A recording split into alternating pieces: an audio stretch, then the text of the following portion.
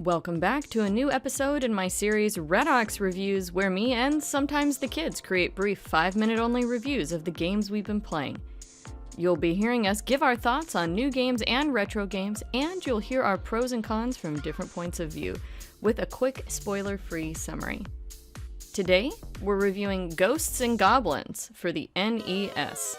Ghosts N Goblins was first released for arcades in 1985, and then it was ported later to the NES. The series itself has spawned several games, including notably Gargoyle's Quest II, which I reviewed earlier in this series. This game is a classic in so many ways, and it also has a reputation for being ridiculous in its difficulty. In the story, Arthur, a knight who prefers armor and bright red underwear, is having a nice picnic with his beloved Prin, a princess, potentially. Some people suggest actually she's supposed to be Guinevere since he's Arthur, whatever. And then suddenly she's kidnapped. Arthur then must battle his way through hordes of enemies to reach the Demon King's castle penthouse suite and rescue Prin or Guinevere or whoever. To reach the game's true ending, you must complete 2 loops of this game with its ridiculous difficulty. But the fun doesn't stop there. You can continue to play more loops of the game if you wanted to for some reason. I've seen folks play up to 5.5 loops. The controls in this game seem very straightforward, but there's a lot of, well, let's call it nuance. Sometimes when you're running and you stop, you can only jump straight up. Other times when you're crouching and you try to stand to run, you can't seem to run, or stand, or jump. You can do a fadeaway jump while throwing your weapons, which can be really helpful, especially in the more challenging levels of the game. But because some weapons can only have 2 spawns at a time on the screen, this can be mixed in how effective it is. Keeping this in mind, the player will need to spend some time really getting the feel for jumping while standing, jumping while running, attacking while jumping, running, crouching, and so on.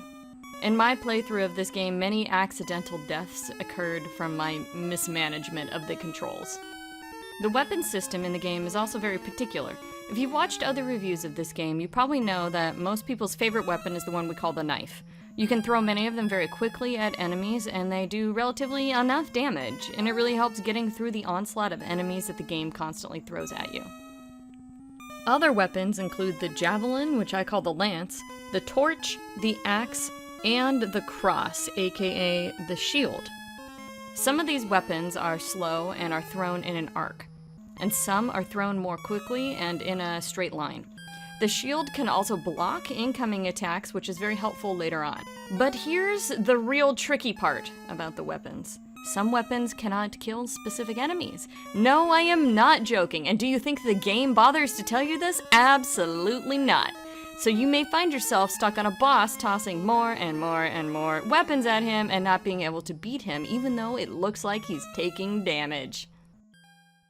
And the other real tricky part to the weapons is if you pick up a new weapon, say the torch, and then die, you go back to the previous checkpoint with the torch. And if, say, you didn't want the torch, now you're out of luck. You're stuck with this weapon until you can pick up a new one. Depending on the spawn point, you may not be able to get a new weapon before encountering a boss, so this can basically be a soft lock at some points in the game and require you to reset. In addition to the difficulty of the mechanics and the weapon system, our knight Arthur is wearing apparently very thin armor, because when he gets hit by an enemy, he leaps out of his armor and runs around in his red underwear. So basically, this makes this notorious game a 2-hit death experience.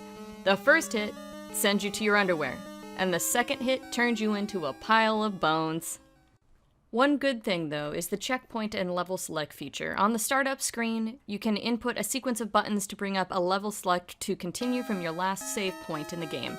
And when you die and game over, if you select continue, the game automatically starts you at your last checkpoint. Without these features, I'm pretty sure I would have never even attempted this game.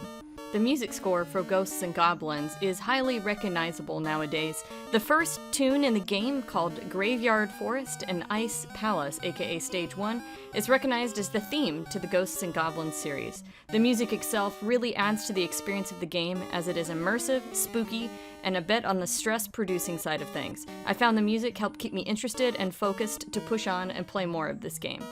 As I sit here recording this review, my Ghosts N Goblins cart is looming at me from the shelf. Is this a game I want to return to someday?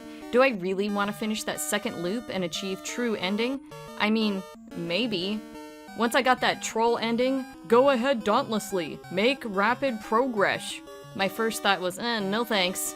The main drawback of this game to me isn't that it's just so frustratingly difficult, but it is instead that the controls never really clicked with me like the way they did for, say, Castlevania.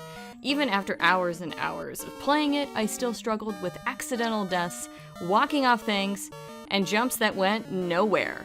Someday maybe I'll return to this one and finish that second loop, but maybe not for a bit. Thank you for watching RedAux Reviews. I'm looking forward to continuing this series with more reviews. If you have a suggestion for a game you'd like to see me or the kids review, please post it to the comments section. Check out our live stream on Twitch for family-friendly gaming content, both modern and retro, and thank you for stopping by.